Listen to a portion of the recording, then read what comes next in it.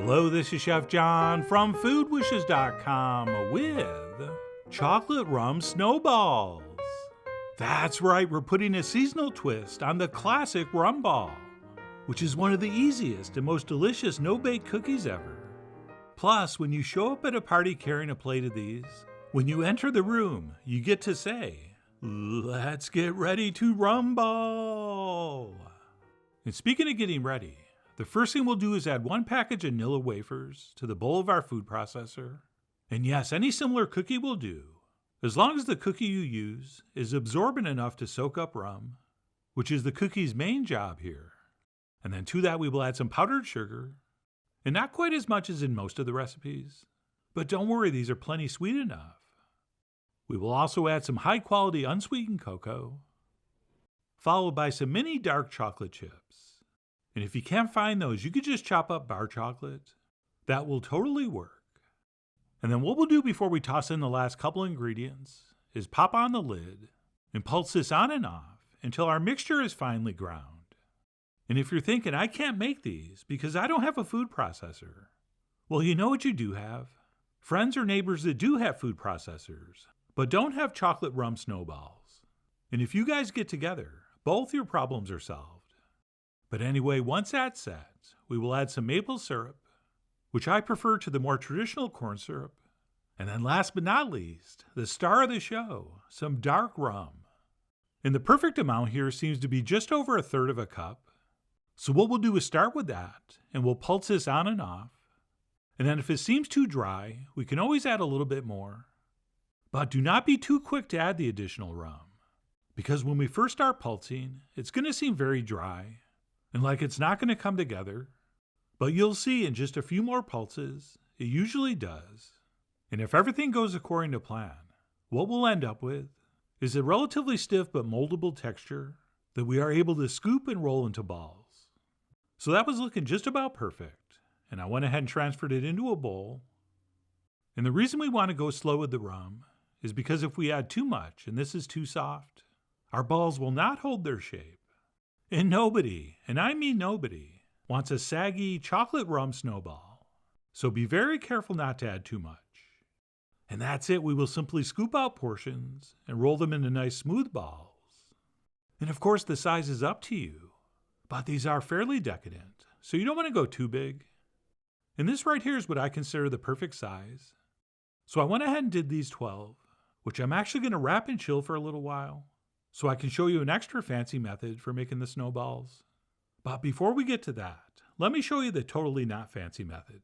And that would be simply tossing your rum balls in powdered sugar until they're as lightly or heavily coated as you want, which is probably the most common method for finishing these, which I think looks great and definitely like a snowball. And if we happen to package that as an edible gift, I think the recipient would be very impressed. And if you're just not into the whole snowball appearance, you could, if you want, just roll these in cocoa instead and just call them rum balls. But it's winter, so I'm going with the powdered sugar. But anyway, that's method 1. And I'm going to go ahead and take a bite before I move on to method 2, which really was incredible. And if you enjoy chocolate and rum, you are going to absolutely love these. Just so good. And I'm going to go into more detail about the taste and texture after I show you this second method. And for that, all we need is some melted white chocolate, which you can just do in a bowl over some hot water, or if you want a microwave, although some types of white chocolate will actually burn if you use that method. So I do prefer this setup. But either way, we'll drop a rum ball in, and then we'll use a couple forks to make sure it's coated. And then once we let most of the excess drip off, we will transfer that into some finely shredded coconut. And I'm using the sweetened kind, but the unsweetened will also work. And once we have that thoroughly covered and we're able to pick it up, we'll give that a gentle pressing and final shaping, at which point we'll transfer that to a plate or platter.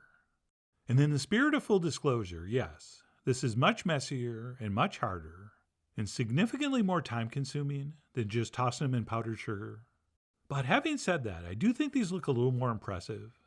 And as you might already know, coconut is a perfect pairing with both chocolate and rum.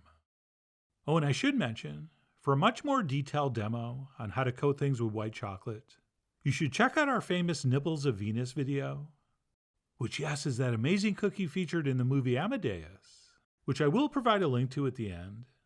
All right, it is pretty basic, but during that recipe I show you all the steps. And in hindsight, one thing I could have done here would have been to pulse this coconut in the food processor until it was a little finer. Right, these shreds were kind of on the long side, and we're making chocolate rum snowballs, and not chocolate rum hairballs, so we don't want these looking too furry. But anyway, it was fine. And once these firm up, we can trim off or pull off any unsightly strands. And that's it. Once I was finished, I went ahead and wrapped these up, and we'll keep those in the fridge until we're ready to serve. Oh, and as long as they're wrapped tightly, the longer you make these ahead of time, the better. All right, the longer they sit, the better they get. And then as far as presentation goes, I'm usually never this guy, but this time I did want to be this guy, since I saw a moss mat at the hardware store, which I thought along with a few twigs and leaves would make a perfect base for these snowballs. And once I had those placed on, I went ahead and dusted everything with some powdered sugar to give it that extra frosty, wintry look, and also to make my snowballs a little bit whiter, since white chocolate can have a little bit of a yellow tinge to it. And obviously, if you're not into the whole nature scene, any kind of plate or platter will work. So you decide. I mean, you are, after all, the boss of whether to serve these balls en masse. And as good as these were just rolled in the powdered sugar, I think they're that much better with the white chocolate and coconut, which again pairs so perfectly with the rum and chocolate. And speaking of the rum, yes, these are fairly boozy. Right, as I've already covered, we do have to add enough to make sure we have the right texture. So the rum flavor is very pronounced. And even though there's not a huge amount of alcohol in each snowball, I think you're definitely going to feel it. Or as I like to say, it's not enough to make you giggle, but it is enough to make you smile. And then as far as the texture goes, these are fairly moist, but they are not soft and mushy. Right, these have kind of like a fudge-like texture, which I find very pleasant. And there are basically two types of rum balls. Right, the one we just made, and then the much softer, much wetter version, which simply uses stale chocolate cake or stale chocolate brownies. And yes, we did a video for that version many, many years ago, so check that out if you want. And of course, you can use a different booze if you choose. Okay, I've never said no to a chocolate bourbon ball, but no matter which booze you use or how you present them, I really do hope you give them a try soon. So please follow the links below for the ingredient amounts, a printable written recipe, and much more info as usual. And as always, enjoy.